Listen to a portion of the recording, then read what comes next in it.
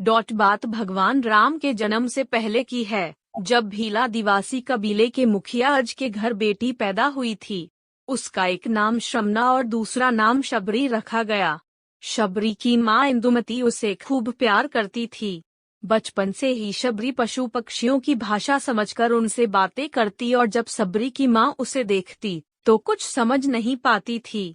कुछ समय बाद एक पंडित ने शबरी के परिवार को बताया कि वो आगे चलकर सन्यासी बन सकती है।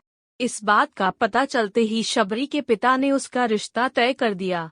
जैसे ही शादी का दिन नजदीक आया, शबरी के घर वालों ने खूब सारी बकरियां और अन्य जानवर घर के पास लाकर बांध दिए। एक दिन शबरी का मां जब उसके बाल बना रही थी तो उसने मां से पूछा, इतने सारे जानवर हमारे घर क्यों लाए गए हैं? मां ने जवाब दिया, बेटी, तुम्हारा विवाह होने वाला है, इसलिए हम लोगों ने इनका इंतजाम बलि के लिए किया है। तुम्हारी शादी के दिन ही बलि प्रथा होगी और फिर इनसे स्वादिष्ट भोजन बनाकर सबको परोसा जाएगा। यह सब सुनकर शबरी दुखी हो गई। काफी देर तक शबरी ने उन जानवरों को आजाद करने के बारे में सोचा। सोचते सोचते शबरी के मन में हुआ कि अगर ये जानवर यहाँ नहीं होंगे तो इनकी बलि रुक सकती है। ऐसा नहीं हुआ तो मेरे घर से कहीं चले जाने पर ही यह बलि रुकेगी। जब मैं ही नहीं रहूंगी तब न विवाह होगा और न ही बलि प्रथा। इससे मासूम जानवर बच जाएंगे। इसी सोच के साथ जानवरों को रखी गई जगह पर शबरी पहुंची। उसने सोचा कि उन्हें खोल देती हूँ, लेकिन वो ऐसा नहीं कर पाई। उसके बाद शबरी जंगल की तरफ भागने लगी। भागते भागते शबरी ऋषिमुख पर्वत पहुंच गई। वहां करीब 10,000 ऋषि रहा करते थे। शबरी को लगा कि वो भी इसी जंगल में किसी तरह ऋषि मुनियों की सेवा करके अपना जीवन जी लेगी। वो चुपचाप उसी जंगल में एक हिस्से में किसी तरह से रहने लगी। शबरी रोजाना ऋषि मुनियों की झोपड़ी के आगे झाड़ू लगाती और हवन के लिए लकड़ियां भी लाकर रख देती। ऋषि मुनियों को समझ नहीं आ रहा था कि जंगल में उनके काम अपने आप कैसे हो रहे हैं। एक दिन शबरी को किसी ऋषि ने देख लिया। उसे देखते ही उसका परिचय पूछा। जैसे ही शबरी ने बताया कि वो भील आदिवासी परिवार से संबंध रखती है तो उसे ऋषियों ने खूब डांट लगाई। शबरी को इस बात का बिल्कुल भी पता नहीं था कि उसकी जाति छोटी है और उसे ऋषियों द्वारा जाति की वजह अपमान सहन करना पड़ेगा। इतना सब होने के बाद भी शबरी हर ऋषि मुनि के दरवाजे पहुंचती और उनके आंगन में झाड़ू लगाकर उनसे गुरु दीक्षा देने के लिए कहती। हर कोई शबरी को उसक बड़ी ई की मात्रा जाति की वजह से अपने आश्रम से भगा देता था। ऐसा होते होते काफी समय बीत गया। उसके बाद शबरी मतंग ऋषि की कुटिया में पहुंची। वहां पहुंचकर मतंग ऋषि को शबरी ने बताया कि वो उनसे गुरु दीक्षा लेना चाहती है। उन्होंने खुशी खुशी उसे अपने गुरुकुल में रहने दिया और भगवान से जुड़ा ज्ञान देते रहे। शबरी ने बड़ी ई की मात्रा अपने गुरु मतंग ऋषि की सेवा करने में कोई कसर नहीं छोड़ी। वो गुरुकुल के भी सारे काम करती थी। शबरी से खुश होकर मतंग ऋषि ने उसे बेटी मान लिया था। समय के साथ मतंग ऋषि का शरीर बूढ़ा हो गया। उन्होंने एक दिन शबरी को अपने पास बुलाया और कहा, बेटी, मैं अपना देह त्यागना चाह रहा हूँ। बहुत साल हो गए इस शरीर में रहते रहते। शबरी ने दुखी मन से कहा, आपके ही सहारे मैं इस जंगल में रह पाई हूँ। आप ही चले जाएंगे तो मैं जीकर क्या करूँगी? आप अपने संग मुझे भी ले जाइए, मैं भी देह त्याग दूंगी। मतंग ऋषि ने जवाब दिया, बेटी, तुम्हें चिंता करने की जरूरत नहीं है। राम तुम्हारी चिंता करेंगे और ध्यान भी रखेंगे। शबरी ने राम का नाम सुनने के बाद पूछा, वो कौन है और उन्हें मैं किस तरह से ढूंढूंगी? मतंग ऋषि ने बताया, राम कोई और नहीं भगवान है।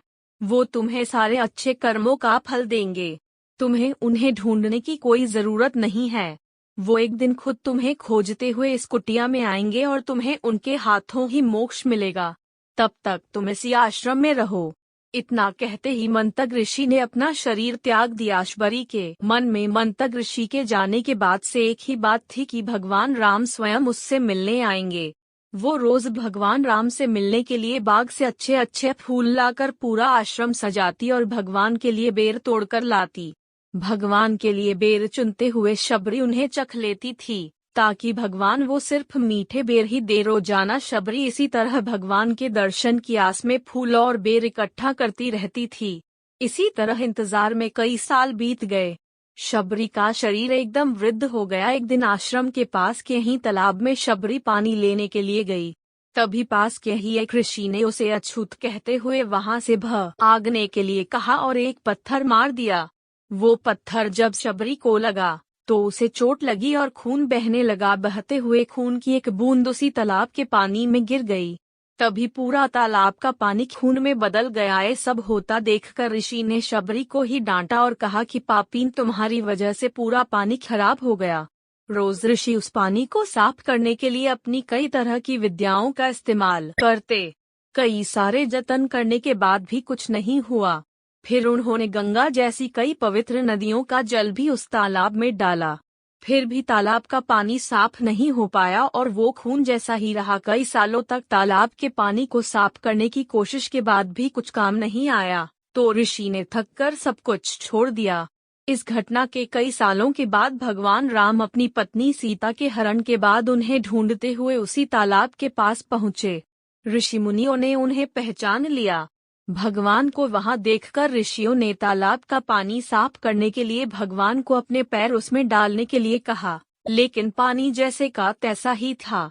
ऋषि मुनियों ने भगवान से भी कई अन्य जतन करवाए, लेकिन वो पानी जस का तस खून जैसा ही रहा।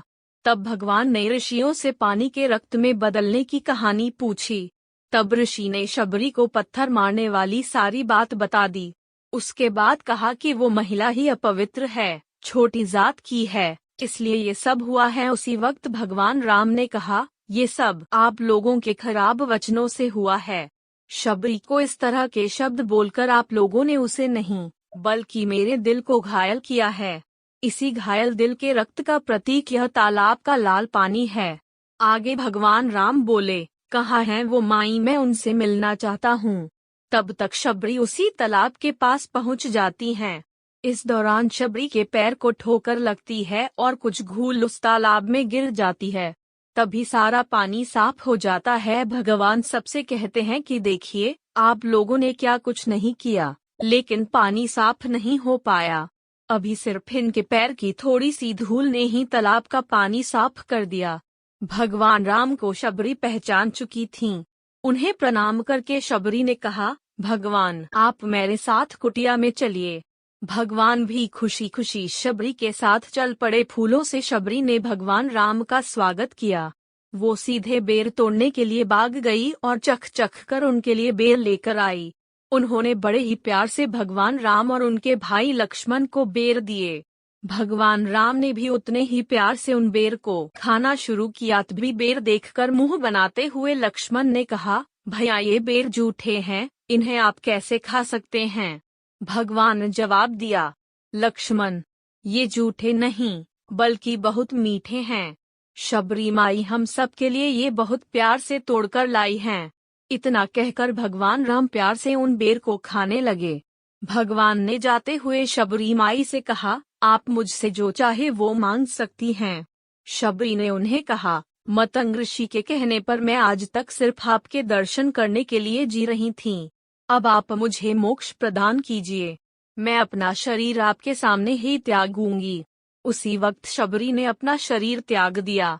भगवान राम ने अपने हाथों से उनका अंतिम संस्कार किया और सीता माँ की खोज में आगे बढ़ गए। इस तरह से ऋषि मतंग की बात सच साबित हुई और शबरी को भगवान राम के दर्शन भी हुए। तभी से भगवान राम को शबरी के राम भी कहा जाने लगा। कहानी से सीख, सच्ची श्रद्धा हो तो भगवान के दर्शन जरूर होते हैं। Thanks you friends, please subscribe my YouTube channel.